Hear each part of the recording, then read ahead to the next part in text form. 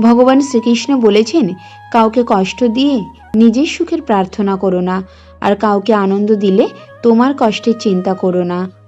সত্যের জন্য সব কিছু ত্যাগ করা যায়, কিন্তু কোনো কিছুর জন্য সত্যকে ত্যাগ করা যায় না।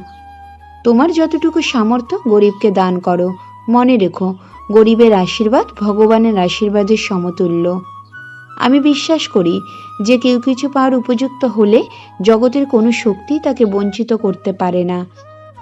কাজের কারণে আমরা ক্লান্ত হয়ে পড়ি না, আমরা ক্লান্ত হয়ে পড়ি দুশ্চিন্তা, হতাশা এবং বিরক্তির কারণে। নিজের হতাশার জন্য কখনো অন্যকে দায়ী করো না, বরং নিজেকে দায়ী করো অন্যের থেকে অতিরিক্ত আশা করার জন্য। মানুষের তুমি যত বড়ই উপকার করো না কেন, পরবর্তীতে তোমার সামান্য ভুল হলে সেই উপকারের কথা বিন্দুমাত্র মনে রাখে না। পাশে দাঁড়িয়ে ভরসা দেওয়ার লোক নেই, সামনে দাঁড়িয়ে